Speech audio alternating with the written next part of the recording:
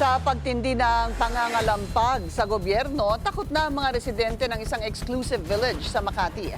Lumabas kasi ang mga impormasyon na posible silang madamay sa kilos protesta laban sa mga sangkot sa flood control scandal.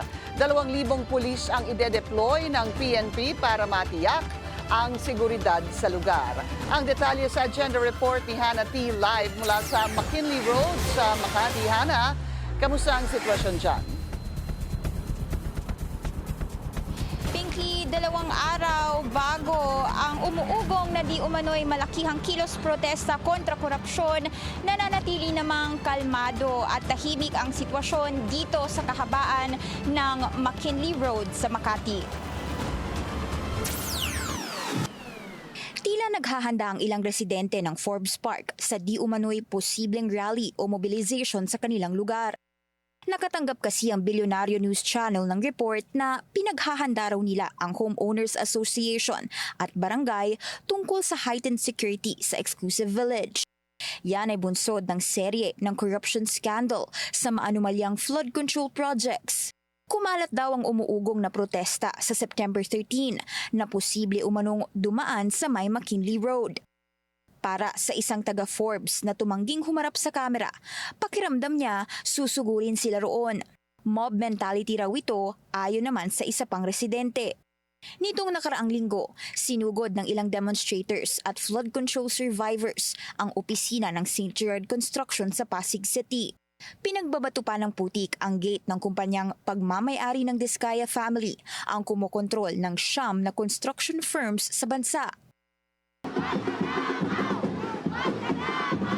Sinundan nito ng hiwalay namang protesta ng Akbayan Youth. Lalo pa raw nangamba ang Forbes Park residents dahil sa kamakailang bayolenteng protesta sa Indonesia at Nepal na may kaugnayan din sa korupsyon. Tumangging magbigay ng pahayag ang Forbes Park Village Management para raw sa security at privacy ng kanilang komunidad. Sinuri ng BNC ang nasabing impormasyong kumalat sa Forbes Park tungkol sa protesta. Hanggang sa natunto namin ang isang Facebook page na nagngangalang Kalayaan kontra Korupsyon.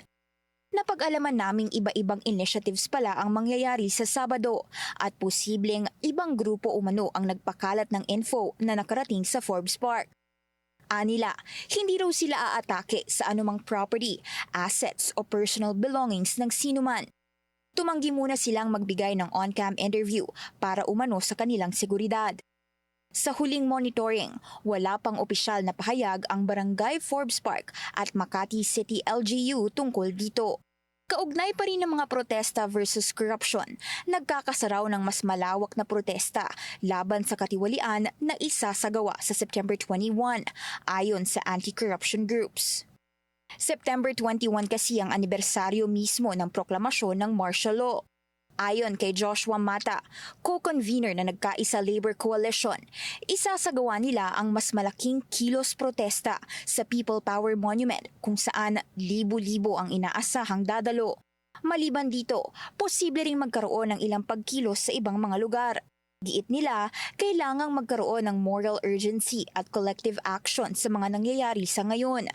Bilyong-bilyong pisong nakulimbat mula sa kaban ng bayan raw ang issue. Sa pagkilos sa EDSA Shrine ngayong araw, nais din nilang ilabas ang SALN ng mga public official na dawit sa flood control scandal. Sa isang pahayag, pinawi naman ng NCRPO ang pangamba ng marami at sinabing handa sila sa anumang sitwasyon. Nagpaalala rin ito sa publiko na ang freedom of expression maaaring isagawa peacefully and responsively para hindi malagay sa alanganin ng kaligtasan ng publiko.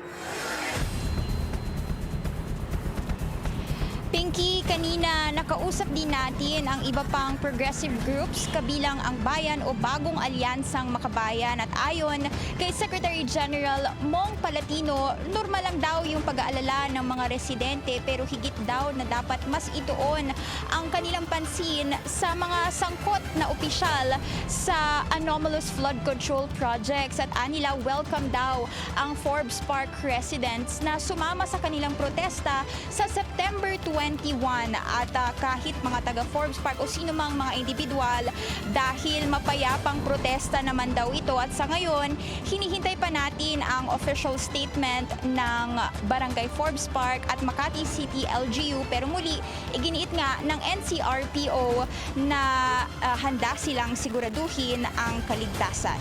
Pinky. So far, tahimik pa riyan, Hana. May nakikita ka bang dagdag na pulis o security personnel sa paligid?